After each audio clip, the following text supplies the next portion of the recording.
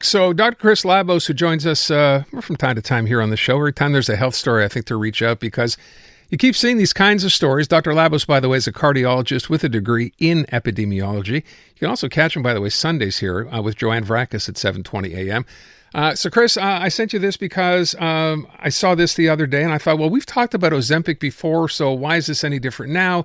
And then from what I gather, this new study that shows that drugs like Ozempic and Wegovy, right, we know about what they can do to help with weight loss, but then they're suggesting in these studies, they actually, we think they suggest, they can lower the risk of things like dementia and Alzheimer's disease. So pretty significant. Let's address that first.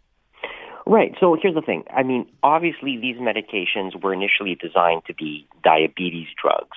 And then sort of almost accidentally, although not really accidentally, it was discovered that they could be helpful for losing weight, which is why they become so popular. But they have a number of downstream consequences / benefits as well. The one that has been most seriously studied, because there were dedicated trials to that effect, were in terms of cardiovascular disease, right? There were specific trials designed to look at whether these drugs can prevent heart attacks, and that's why there's been this real sort of push to get them approved and covered, because these are disease prevention drugs. But there's a whole lot of things that are sort of tangentially related to all of this, diseases that are consequences of diabetes that very, very likely are going to show benefits as well, even though we haven't done dedicated trials to establish them. So the big one that you mentioned is dementia. People forget that diabetes is one of the many risk factors that can increase the risk of dementia, both Alzheimer's disease specifically and dementia in general. And so any medication that is going to treat diabetes, help with weight loss, reduce your cardiovascular risk factors is also going to help with dementia and a lot of the other vascular diseases that we have across our body. So these medications are not just about style. They're not just about weight loss. They are about disease prevention.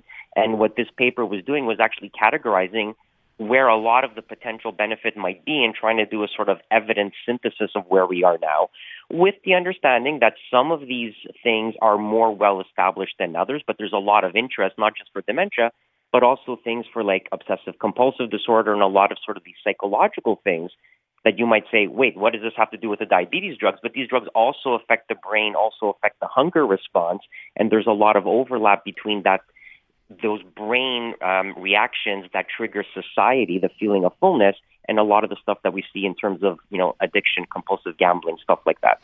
Okay, so that's a pretty wide-ranging, potential benefit profile for something like one of these particular, drugs or medications. But then, of course, and we talked about this before too, there's, the downside, and there's some of those brought up in here as well. There's some possible, things that could happen if you're on these medications.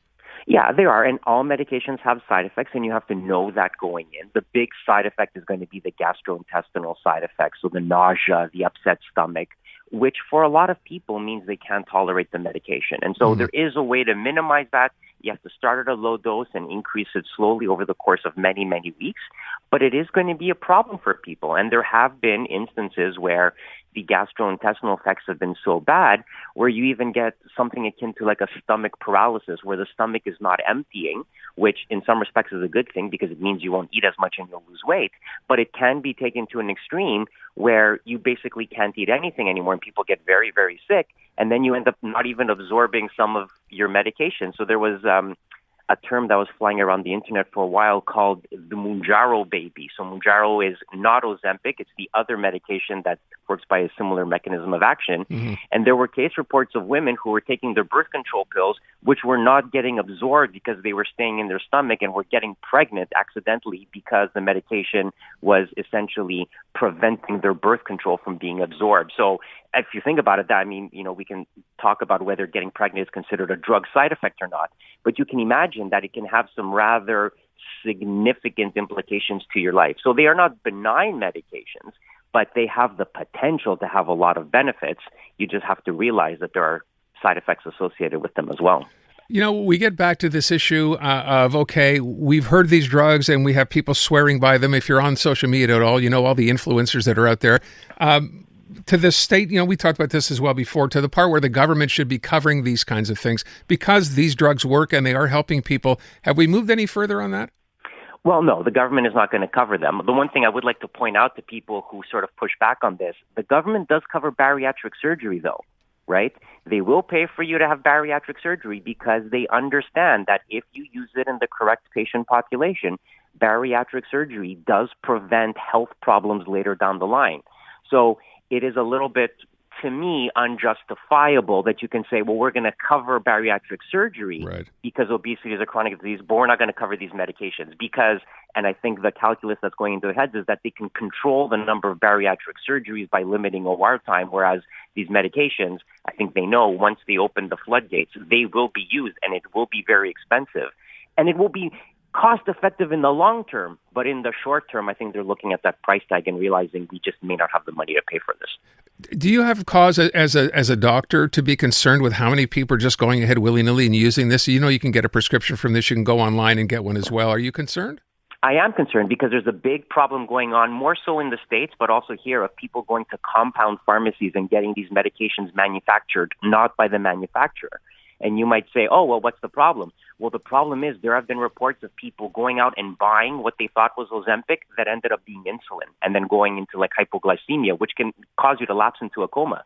So there is a big problem with counterfeit medications out there. And the more you restrict this, the more people go searching for cheaper alternatives, the more you leave them open to exploitation. And there's been a real problem with sort of fake drugs on the market. So, yeah, I am a little bit worried. Okay. Dr. Labos, I appreciate it.